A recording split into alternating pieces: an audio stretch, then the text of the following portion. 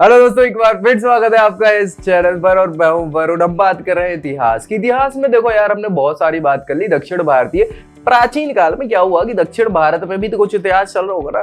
तो दक्षिण भारत के इतिहास की जानकारी जो है वो संगम साहित्यों में मिलती है। अब संगम साहित्य क्या है भैया? संगम साहित्य वो है जो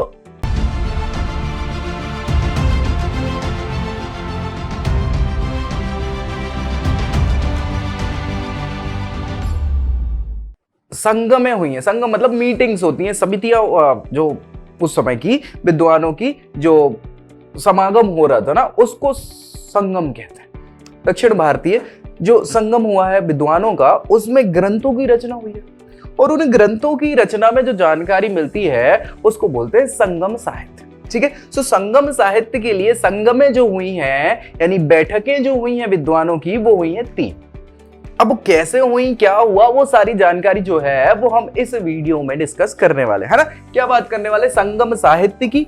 उस साहित्य में क्या ही जानकारी मिलती है, क्या ही मतलब क्या क्या है ना, ऐसा कुछ क्या ही वाला वो नहीं, क्या क्या जानकारी मिलती है, वो कौन कौन से ग्रंथ है, प्रमुख ग्रंथों की अगर बात करें, और उस समय के समाज की क्या कैसी स्थिति थी, ये सारी हम यहाँ पे डिस्कशन इस वीडियो में करने वाले। ठीक है, तो चलिए स्टार्ट कर लेते हैं भैया। देखो क्या हुआ, दक्षिण भारत में थोड़ा सा पीछे चल रहा था दक्षिण भारत, क्योंकि उत्तर भारत में तो हमने देख लिया था इतिहास में, क्या देखा था कि बिल्कुल शुरुआती हमें साक्ष्य मिले हुए मानव के। अब यहाँ थोड़ा सा दक्षिण भारत जो है ना वो पीछे चल रहा था। तो शुरुआती जो जानकारी दक्षिण भारत की हमें मिलती है वो पाषाण युग जो चल रहा था। देखो पाषाण युग मतलब हमारे यहाँ भी तो उत्तर भारत में पाषाण काल चल रहा था, है ना। सो यहाँ पाषाण काल के बाद जो सीधी जानकारी मिलती है वो मिलती है महापाषाण काल की। इसकी महापाषाण काल की। सो यहां महापाषाण कैसे मिलती है? क्योंकि जो कब्र वगैरह है लोगों की, उस पे बड़े बड़े पत्थरों से क्या किया हुआ है, उसको ढका हुआ है, महापाषाण, इसलिए बड़े बड़े पत्थर, है ना। सो महापाषाण कालीन संस्कृति इसको कहा जाता है। तो दक्षिण भारत की जो शुरुआत होगी पाषाण काल के बाद, वो कैसी होगी? महापाषाण काल की शुरुआत होगी। तो महापाषाण काल के बाद जो जानकारी मिलती है वो संगम साहित्यों में मिलती है, उसको संगम काल कहा जाता है ना, संगम युग कहा जाता है। तो यही सारी चीज, ठीक है भैया। सो दक्षिण भारत में महापाषाण कालीन संस्कृति या महापाषाण संस्कृति, जिसको मेगालिथ्स कहा जाता है, मेगालिथ्स या मेगालिथिक कल्चर बोल देते हैं हम, ठीक है भैया। इसका आविर्भाव हुआ पाषाण के बाद महापाषाण। ठीक है। अब महापाषाण काल में जो कब्रगाहें प्राप्त हुई हैं, मतलब जो लोगों की कब्रें मिली हुई हैं, जहां पे मतलब कब्रिस्तान बोल सकते हैं ना हम, जहां पे हमारी पूरी वो होती है ना। सो कब्रगाहों को 3 प्रकार से अलग अलग कब्रगाहें मिली हुई। कैसे मिली है? एक तो कब्र विहीन स्मारक। कब्र विहीन मतलब जिसमें कब्र ही नहीं है भैया, और स्मारकें लगी हुई हैं। कक्ष रक्षित कब्र, क्या नाम है? कद्र लिखा हुआ है, ये कब्र है ना, ऐसा। हाँ, कक्ष रक्षित मतलब कक्ष बना हुआ है पूरा, उसके अंदर पूरी रक्षा करते हुए आपकी कब्र बनी हुई है, कक्ष रक्षित। और कक्ष कक्ष ये रहित है, माफी चाहूंगा, कक्ष रहित जहां कक्ष नहीं है, और एक है कक्ष युक्त जिसमें कक्ष है। ठीक है। सो ऐसी कब्रगाहें 3 प्रकार की मिली हैं। देखो, एक तो भैया पूरे कक्ष है, कक्ष में ये कब्र है, एक केवल कब्र है, एक पूरे पत्थर में बस स्मारक लगी हुई है कि ये इधर कोई व्यक्ति रहा होगा। तो 3 टाइप की ऐसी कब्रें मिली हुई महापाषाण काल की। ठीक है। महापाषाण कालीन संस्कृति के संबंध में जो जानकारी मिलती है वो भी कहां से मिलती है? संगम साहित्य से ही प्राप्त होती है। और भैया इसी कारण से क्या है, संगम साहित्य या संगम युग का बहुत महत्व हो जाता है दक्षिण भारतीय संस्कृति के रूप में। ठीक है। तो महापाषाण कालीन लोगों का जो प्रमुख देवता था वो कौन हुआ करते थे? मुरुगन हुआ करते थे, मुरुगन। ठीक है। महापाषाण काल ये कृषि के, सिंचाई के और लोहे के प्रयोग से परिचित हुआ करते। कौन? महापाषाण कालीन सभ्यता के लोग या संस्कृति के लोग। ठीक है। सो भैया खेती भी कर लेते थे, सिंचाई की जानकारी भी थी और लोहे का प्रयोग भी जानते थे। महापाषाण कालीन संस्कृति के लोग काले और लाल रंग के मिट्टी के बर्तन जो है उनके प्राप्त हुए हैं हमें तो उत्खनन से, इसीलिए इसको चित्रित, दूषित, धूसर, मृत भांड कहा गया है। ठीक है। सुदूर दक्षिण में विभिन्न राज्यों का उदय भी कब हुआ? इन्हीं महापाषाण काल की जो संस्कृति है, इन्हीं सांस्कृतिक स्थलों पर जो दक्षिण भारत के राज्य है उनका उदय हुआ है। समझ पा रहे हो? शुरुआत समझ गए कि नहीं? देखो, पहले पाषाण काल था भैया, पूरे में पाषाण काल तो चल रहा था, हमने पढ़ा था, है ना, पाषाण काल। पाषाण काल के बाद दक्षिण में क्या हुआ, अपने यहाँ जैसे हड़प्पा सभ्यता उत्तर भारत में और वो रही, दक्षिण में महापाषाण काल आ गया। क्या आ गया भैया, महापाषाण काल, या फिर इसको महापाषाण काल की सभ्यता या संस्कृति कहा जा सकता है। ठीक है भैया, इसकी जानकारी जो है वो कहां मिलती है हमें, इस महापाषाण काल की संस्कृति की जानकारी वो मिलती है संगम साहित्य में। कहां मिलती है, संगम साहित्य में। और ये संगम साहित्य जो है वो संगमों में, 3 संगम है तभी लिखा गया होगा, है ना। और इसी महापाषाण काल संस्कृति के बाद दक्षिण भारत में राज्यों का उदय होना चालू हुआ। तो वो कहां होंगे, इन्हीं महापाषाण काल की जो संस्कृति सभ्यता रही है उनके ही उत्खननों, मतलब उनके ऊपर ही, उन्हीं जगहों पे तो इनका उदय हुआ होगा। समझ पा रहे हो ना। तो यही चीज यहाँ पे लिखी हुई है। अब कैसे क्या संगम साहित्य बना, क्या क्या हुई है चीजें, उसमें हमें डिस्कस करना है। तो भैया संगम साहित्य क्या है, संगम साहित्य की रचना, कृष्णा नदी का नाम सुना है, कृष्णा नदी की सहायक नदी है तुंगभद्रा नदी, है ना। कोई दिक्कत, कृष्णा कावेरी के नाम सुना, तो कृष्णा मतलब आप मान के चलो कर्नाटक और तमिलनाडु वाला जो क्षेत्र है वो, है ना, आंध्रा होते हुए।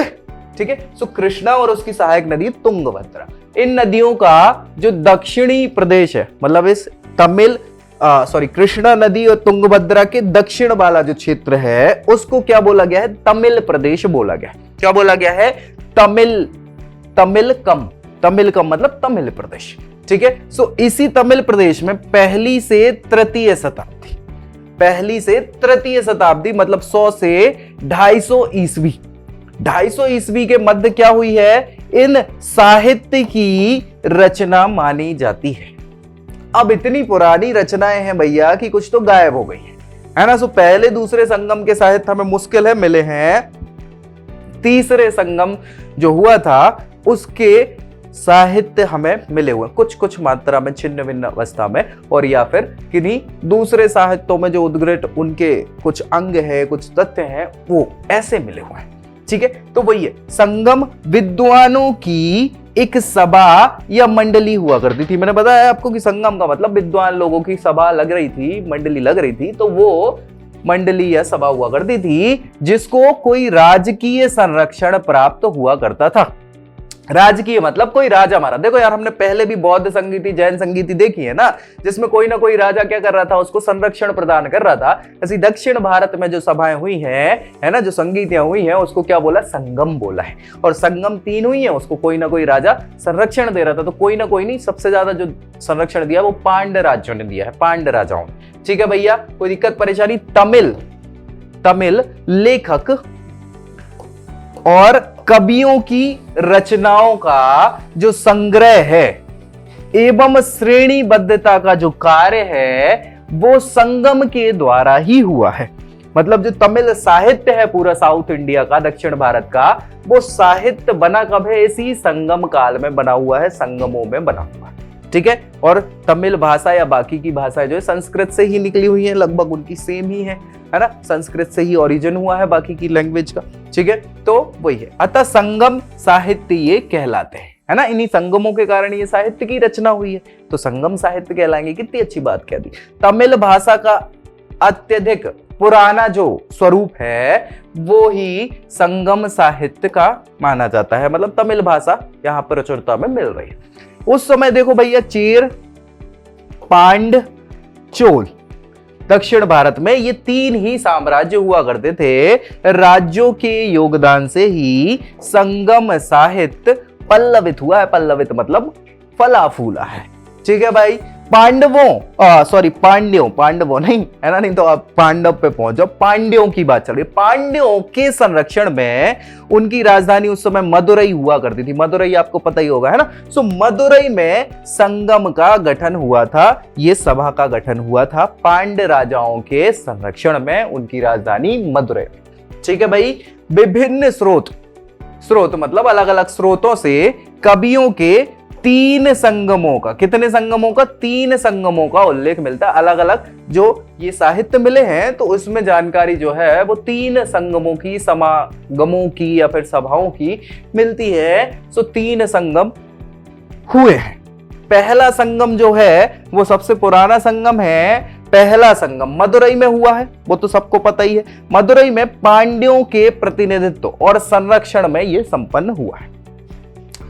हुआ ये था कि आपने सुना होगा, हमने उत्तर भारत में वैदिक सभ्यता पढ़ते हैं हम, हड़प्पा सभ्यता के बाद वैदिक सभ्यता में जो लोग थे उनको आर्य कहा गया है ना। और आर्य लोगों ने ऐसा कहा जाता है कि जो बाकी के जो मूल भारतीय लोग रहते थे उनको उत्तर भारत से खदेड़ के दक्षिण भारत में ला दिया, जिनको आर्य लोग अनार्य कहा करते थे। क्या कहा करते थे? अनार्य कहा करते थे। तो अनार्य, अब अनार्य लोगों को आर्य संस्कृति के बारे में जानकारी और आर्य सभ्यता एक प्रकार से क्या करने के लिए उसको वो माने, आर्य सभ्यता में क्या करें कि आर्य संस्कृति का प्रचार प्रसार होगा और आर्य बनाया जाए अनार्यों को। ऐसी सोच के साथ जो मुनि ऋषि हुआ करते थे, ऋषि का नाम है अगस्त ऋषि। क्या नाम है? अगस्त ऋषि। ऋषि अगस्त, अगस्त का महीना वाला नहीं, अगस्त्य कहलाते हैं, अगस्त्य।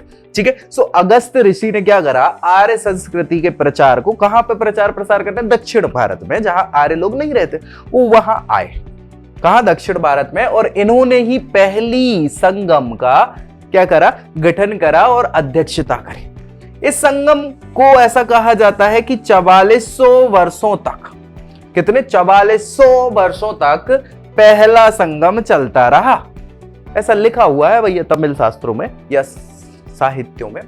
प्रथम संगम को 89 मतलब 89 है ना, 89 पांड्य शासकों ने संरक्षण प्रदान किया। यह बहुत बड़ी बात है। पौराणिक देवताओं और ऋषियों ने इसमें भाग लिया था, ऐसी जानकारी मिलती है। बहुत पुराने समय की बात है भैया, 4400 साल पुराना, मतलब समझ रहे हो ना कि आप ये बीसी की बात कर रहे हो। आज 4400 मतलब आज से 4400 साल, समझ रहे हो? आज से 4400 मतलब 2000 तो अभी चल रहा है, और 2400 साल और पुराना चल लो तो 2400 बीसी 2500 बीसी के आसपास पहली संगम हुई, और 4400 वर्षों तक तो चलता ही रहा है। तो मतलब चलना कब से चालू हुआ होगा? तो वही चीज है। इस संगम का कोई ग्रंथ जो है वो मिला नहीं है भाई, बहुत पुरानी चीज है ना यार, 4400 साल पहले क्या कर सकते हैं। तो कोई ग्रंथ उपलब्ध नहीं हो पाया है। इसे लगभग 4499, कितने? 4499 मतलब 4500, लगभग एक कम 45। सो 4500 विद्वानों को प्रथम संगम में क्या किया है, उन्होंने अपने संपूर्ण काल में, पूरी अवधि में बहुत सारी रचनाएं प्रकाशित करी थी, और इन्हीं रचनाओं को पहले संगम में संग्रहित करके संगम साहित्य बनाया गया था। लेकिन लेकिन लेकिन अनफॉर्चुनेटली हम अभी बात कर चुके हैं कि इसका कोई भी ग्रंथ उपलब्ध फिलहाल तो है नहीं, ठीक है, लेकिन इसकी जानकारी और शास्त्रों में या साहित्यों में मिल जाती, ठीक है, कि हुआ था ऐसा। चलिए, प्रथम संगम के जो सदस्य है, प्रमुख सदस्य, तो मुरुगवल,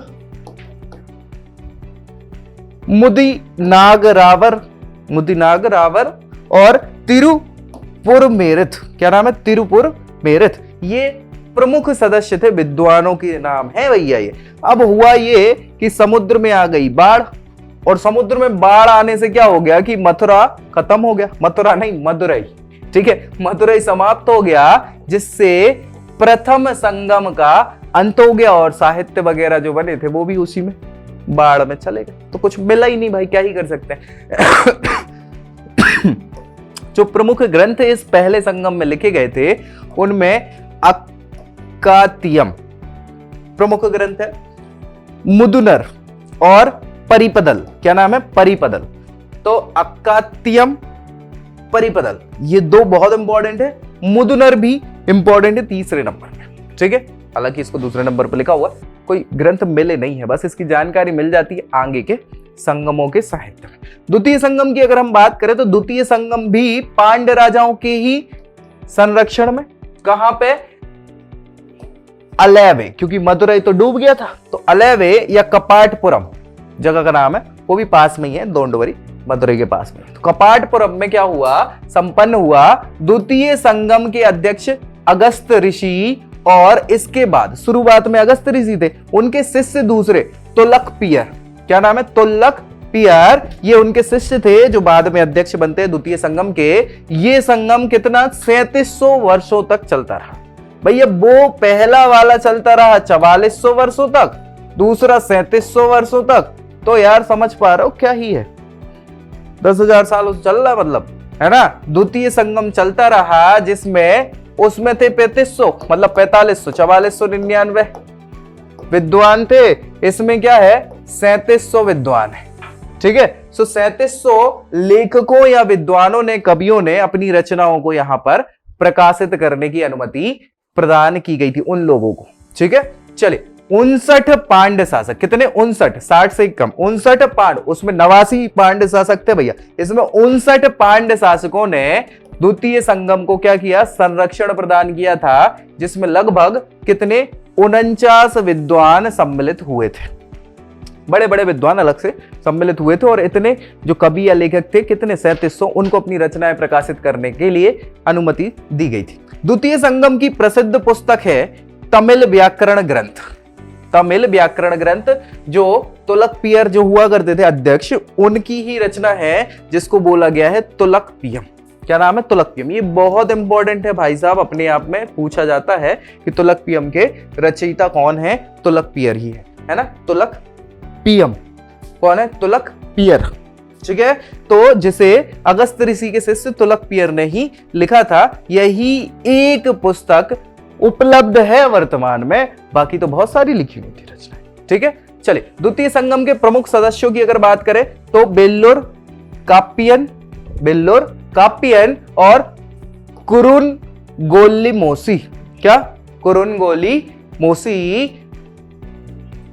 प्रमुख ग्रंथ की जिनकी यहां पे संकलन हुआ है, सो ब्यालमलय, तुलकपियम तो है ही इंपॉर्टेंट, भूत पुराणम,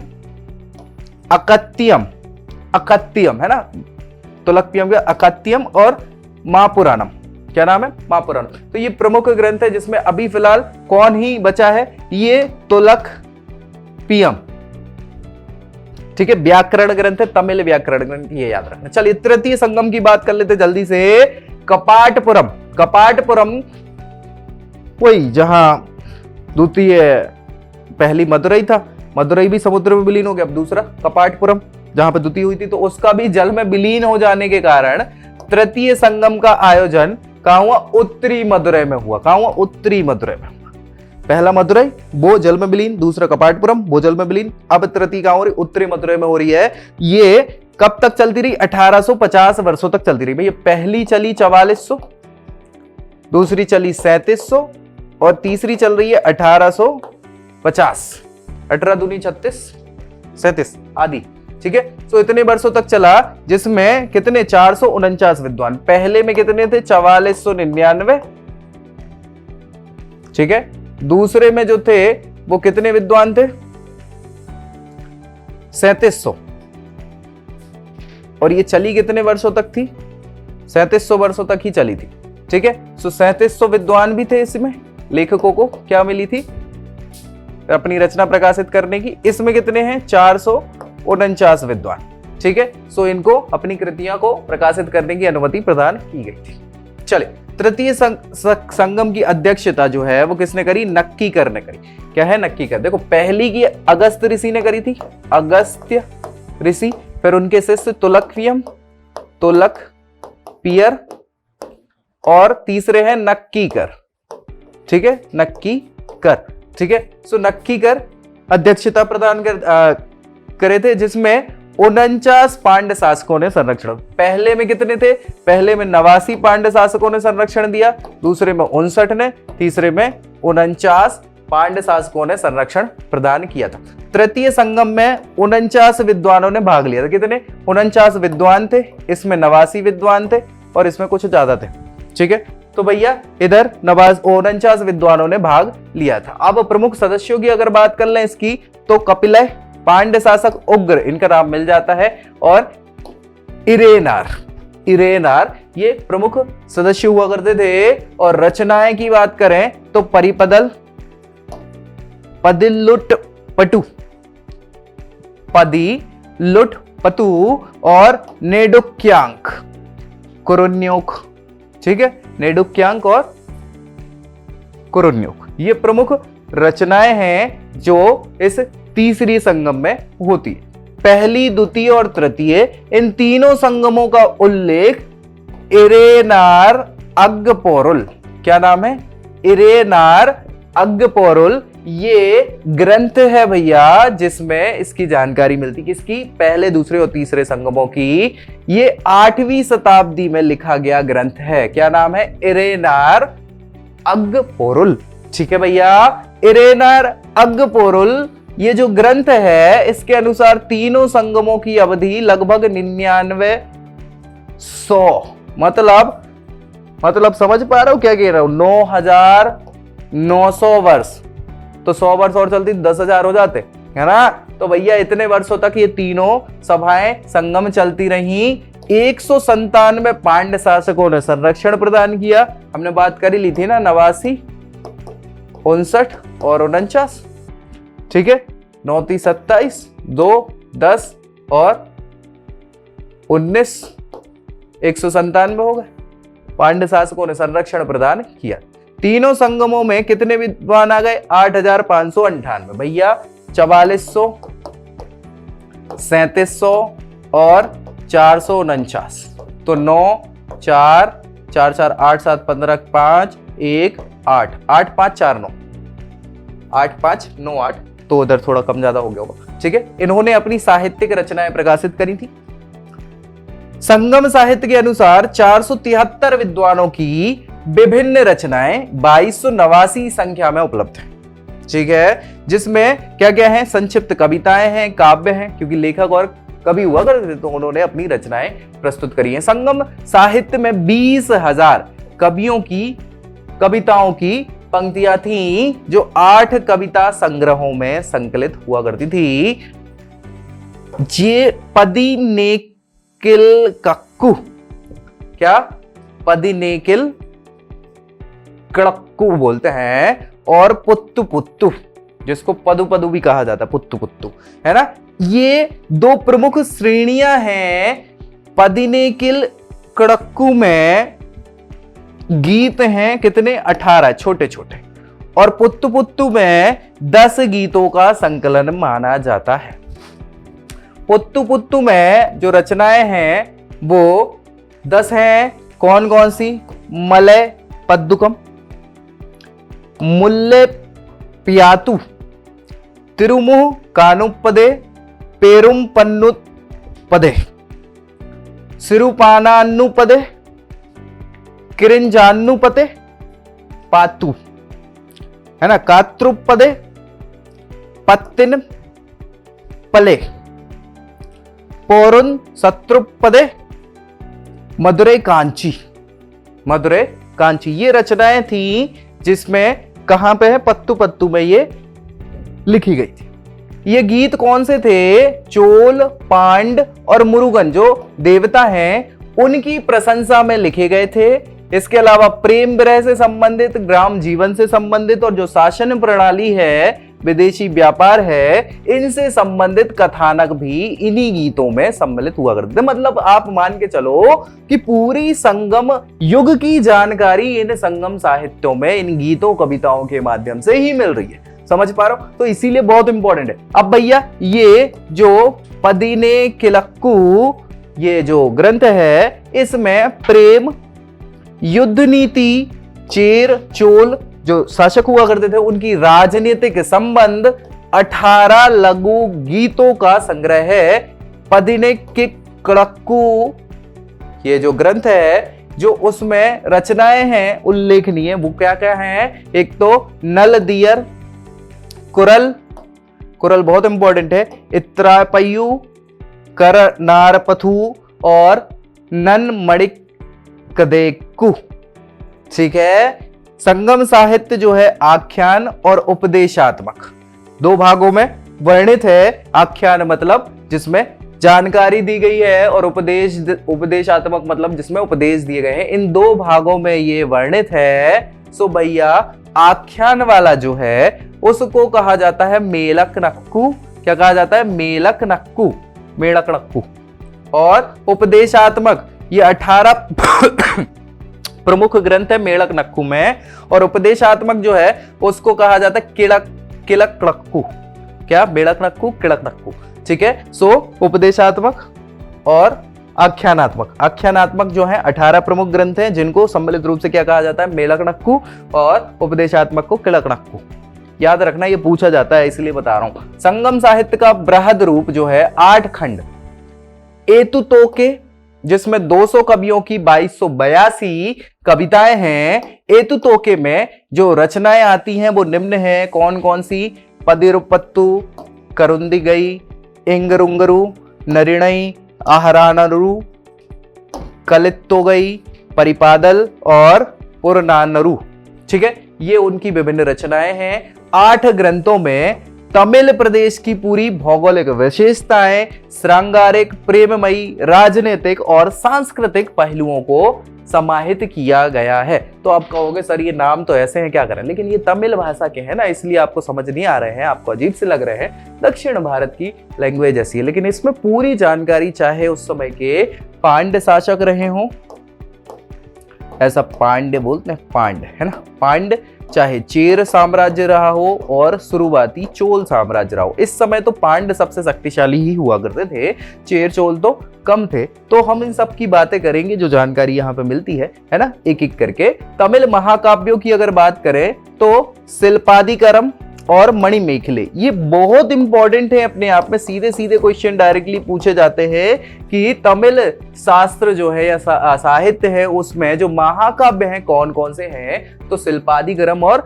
मणिमेखले प्रमुख रूप से यहाँ पे संगम साहित्य के महाकाव्य है। शिल्पादिकरम के रचनाकार हैं इलांगो आदिगल, क्या नाम है? इलांगो आदिगल। और मणिमेखले या मणिमेखले इसको बोला जाता है, इसके रचनाकार हैं सीतले सत्यनार, क्या नाम है? सीतले सत्यनार। इलांगो आदिगल किसके हैं भैया? शिल्पादिकरम के, ये पूछ लिया जाता है। और मणिमेखले के सीतले सत्यनार, ठीक है, बहुत इंपॉर्टेंट है अपने आप में। शिल्पादिकरम में तमिल प्रदेश के विदेशी व्यापार, सामाजिक जीवन, इन सब का वर्णन किया गया है। और मणिमेखले में तमिल प्रदेश का जो सामाजिक वर्णन है उसका वर्णन किया गया है। तोलकपियम, ये बहुत इंपॉर्टेंट है क्योंकि तोलकपियर ने ये रचना की थी। दूसरी जो संगम हुआ था, दूसरा संगम, उसमें अगस्त ऋषि के शिष्य हुआ करते थे, बाद में जिन्होंने अध्यक्षता की थी तोलकपियर, है ना। सो तिलकपियर ने अपनी जो रचना करी है तोलकपियम, जिसकी जानकारी, जिसको तमिल व्याकरण ग्रंथ भी कहा जाता है, जो अवेलेबल है, ठीक है। सो उसकी जानकारी है ये कि अगस्त ऋषि के 12 शिष्य हुआ करते थे। उन 12 शिष्यों में से एक कौन थे? तोलकपियर भी हुआ करते थे, जो भैया प्रसिद्ध तमिल व्याकरण ग्रंथ तोलकपियम के रचनाकार हुआ करते थे। तोलकपियम के कितने खंड हैं? 3 खंड हैं। प्रत्येक खंड में 9 अध्याय हैं, यानी 27 अध्याय हैं टोटल, और 3 खंड में 9 ईयलों में ये विभक्त हैं, ठीक है, समझ पा रहे? 9 और फिर 9। देखो पहले तोलकपियम के 1 2 3 खंड हैं, ये 3 9 भागों में है, और ये 9 भी आगे जाके 9 भागों में है, ठीक है। ये 9 इधर से जाके 9, ठीक है, और ये 9, तो ये भी 9 भागों, ऐसा विभक्त है क्या? तोलकपियम व्याकरण ग्रंथ, ठीक है भैया। तोलकपियम में कुल 1,16,172 सूत्र है। तो ऑब्वियस सी बात है यार, इतना बड़ा है तो अपने आप में इतने सूत्र होंगे। तोलकपियम में अगम या अहम, अगम या अहम जो प्रेम, उसमें तमिल शास्त्रों में, तमिल में अहम या अगम जिसको प्रेम कहा जाता है। पुरम, पुरम मतलब युद्ध, सरकार, रीतियां, सामाजिक विचारधाराएं, है ना। सो ये जो निर्माण इत्यादि है, इन चारों पुरुषार्थ और वर्ण व्युत्पत्ति तथा पदार्थ के संबंध में वर्णन प्रस्तुत किया गया है। काय में? तोलकपियम में अहम और पुरम, अहम पुरम या अदमपुरम, ठीक है, अगमपुरम। तमिल भूमि की बाइबिल, क्या नाम है? तमिल भूमि की बाइबिल के नाम से तिरुकुरल, तिरुकुरल और शिल्पादिकरम 2 प्रमुख महाकाव्य है ना। सो तिरुकुरल जो है वो तमिल भूमि के बाइबिल के नाम से जाना जाता है। पूछा जाता है ये क्वेश्चन। इसके रचनाकार कौन है? तिरुवल्लुवर, क्या नाम है? तिरुवल्लुवर। इनका नाम है मणिमेखले। मणिमेखले मदुरई के कवि जो है सत्यनार, इन्होंने इसकी रचना की हुई थी। संगम युग के अकेले ग्रंथ में ललित कला का वर्णन मिलता है। राजकुमार, जो इनका नाम है उदय कुमार, उदय कुमारन बोलते हैं जनरल साउथ में, ठीक है। और मणिमेखले एक के प्रेम का, मणिमेखले में ललित कला है जिसमें राजा हुआ करते थे राजकुमार उदय कुमार और मणिमेखले ये राजकुमारी हुआ करती थी। इनके प्रेम का वर्णन इसमें मिलता है। किसमें मिलता है भैया? किसमें मिलता है? मणिमेखले। ठीक है, कोई दिक्कत परेशानी? चलिए तमिल रामायण की बात कर लेते हैं भैया। देखो यार, रामायण हर भाषा में अनुवादित करी गई है, सो तमिल रामायण जो है तमिल भाषा में लिखी हुई, ऑब्वियस सी बात है। तो तमिल में रामायण जो ऋषि हैं कम्बन या विद्वान है कम्बन द्वारा लिखी गई है, कम्बन द्वारा रचित तमिल रामायण कहलाती है। इसमें 9वीं शताब्दी में, कौन सी? 9वीं शताब्दी में आर्यों के विभिन्न पहलुओं को उजागर किया गया है और कम्बन ने इसे वाल्मीकि रामायण से ही अनुवाद करके, देखो वाल्मीकि रामायण जो है वो काय में लिखी गई है? संस्कृत में लिखी हुई है। ठीक है, सो संस्कृत की रामायण जो थी उसको तमिल में अनुवादित किया है किसने? कम्बन ने। अब उसको अनुवादित करके अपने स्वरूप से, अलग स्वरूप से थोड़ी सी लिखी हुई है और कम्बन की रामायण में रावण को नायक बताया गया है, राम को श्रेष्ठतम सिद्ध किया गया है, रावण को राम से श्रेष्ठ सिद्ध किया गया है, उसको क्या बताया गया है? नायक बताया गया है। तो थोड़ा सा चेंज कर दिया हुआ है इन्होंने, रावण इसमें हेड है यानी रावण इसमें हीरो है और राम से श्रेष्ठ इसमें बताया गया। किसने? कम्बन ने। वाल्मीकि रामायण अनुवादित तमिल भाषा, रावण को हीरो और श्रेष्ठ बताया राम से। कोई दिक्कत परेशानी? इसीलिए पूछ लिया जाता है, ये याद रखना। ठीक है भैया। ऐतिहासिक स्रोतों की अगर हम बात करें उस समय की, तो संगम युग से संबंधित जो ऐतिहासिक जानकारी है वो निम्न है। एक तो हाथी गुम्फा अभिलेख, हमने बात करी थी कलिंग राज खारवेल की, है ना, कलिंग में चेदी वंश चल रहा था, तो खारवेल ने हाथी गुम्फा अभिलेख में, उसमें बहुत सारी जानकारी मिलती है भैया उस समय की।